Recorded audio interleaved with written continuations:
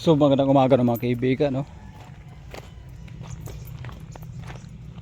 Napatambay ako kay kay tatay. Hindi ko na babanggitin yung pangalan, no, kasi hindi naman kami nagkakausap talaga ng yan, tungkol sa mga private na usapin.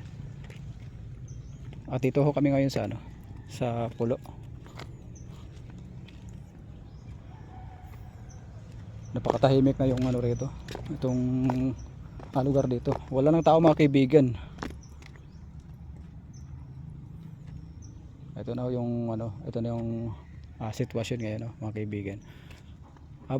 Bali meron pala kahapon dito nagbisita pala na taga taga rito lang naman sa amin, bali kababayan namin dito. Taga Pulo, bali raw sila, anim daw sila di ba? Anim daw sila na may mga dalang mga pala. At ito yata yung pinag-aabalahan nila kahapon na hukayin. O tama ito. Ito, at nag-usap sila nung matanda dito ng lalaki, kasi nakausap ko rin na siya yung nagsabi na andito daw kahapon yung anim na mga kababayan natin na siyempre nagbabakasakali lang naman yun. Yung pinag na lang yung mga pinagpapala nila. Ito. Yun. So yun. Totoo nga talaga, no. Totoo nga talaga na mayroon talagang hukay diyan sa may bato. Kasi ngayon ko pa lang to na kausap itong matanda na ito. Andito lang naman yung bahay niyan sa taas nitong kalsada. Yan, matanda na siya. Estimated na edad no nasa 70 plus, mga gano'n, no. Nasa 70.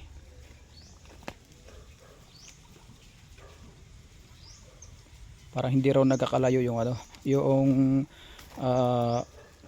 hula nung isang lalaki na na nakasuliko, no, na maraming tato na kung saan nakasama yung tatay ni ni Joros. Parehas yung hula nila, no, na kung saan meron talaga diyan na kuweba sa baba. Tapos may babae na siya yung humahawak kay Joros, no, sa ulo, at merong kapre dito sa taas yung taglugar. Yun. At dagdag paan yan, no, yung hukay na yon sa pinakababa. So napakalalim talaga, na minsan daw yung ibang mga rito, ibang mga naghahanap ng ng tawag rito, muntik ko tinamaan ng nyug.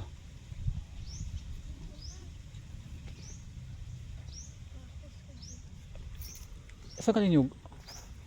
Muntik ko tinamaan.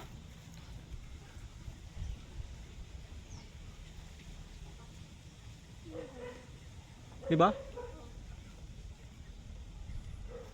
Munti ko tinamaan ng nyug.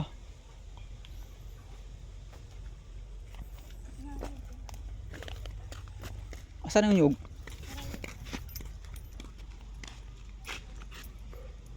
Ayun ang nyug, oh. Munti ko tinamaan ng nyug, pambihira. Ayun, oh. Parang binato talaga ako, mga kaibigan. Ayun, oh. Ayun ang nyug, oh.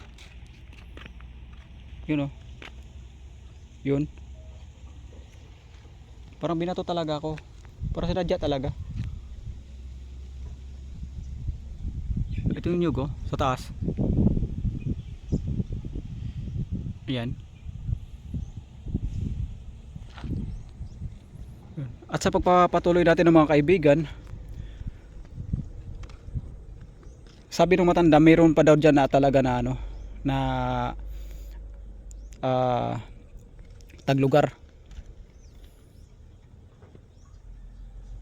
At siguro daw pag makakalabas na daw si diyan, si Joros, no, kung talagang bibitawan na nung masamang elemento yung diyan, yung bata. So bali iba na daw yung niyan, yung pagkatao o tawag natin na artificial So yun, at hindi daw siya at hindi lang siya raw rito nalunod, kundi marami pa raw. Oo.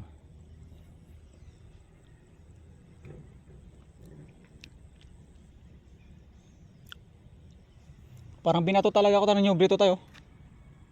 Parang binato ako, muntik lang ako tamaan. Nang nyog.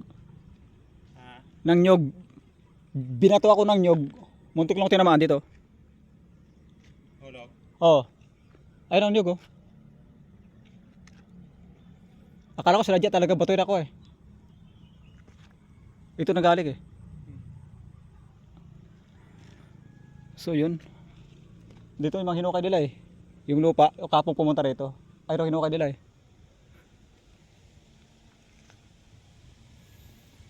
So yun, napakatahimik na yung lugar na rito mga kaibigan. Pero malalim yan.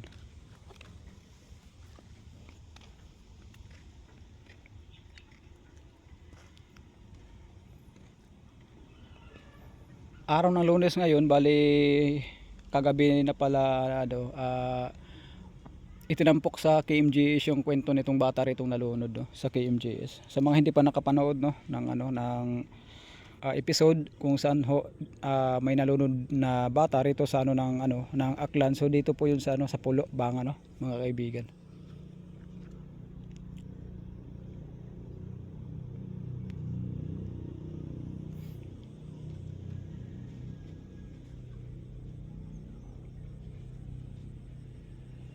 At hindi na kami pupunta ng diyan mga kaibigan no. Hindi na kami diyan at tatawid sa kabila. Kasi diyan diyan sumakit yung mata ng ko yung kasama ko eh. Nung araw na pumunta kami diyan. Tapos pag uli namin kinabukasan namagaho yung kaliwang mata niya kaya hindi na kami pupunta diyan mga kaibigan no. At sa mga nagko-comment no na ah, puntahan daw yung Talahiban na yon. So wala ho tayong madadaanan diyan mga kaibigan no. Kahit ganito katahimik yung lugar mga kaibigan, malalim ho yan eh. Wala ho tayong masasakyan na na kumbaga yung tawag dito bangka. At hanggang dito na lang yung natin no. Maraming salamat ho sa mga nanonood ng ng videos ko sa pamamagitan ng episode kung saan hanggang ngayon hindi pa nakikita si si Joros Flores. So nagpapasalamat ako ng marami at maraming salamat ho.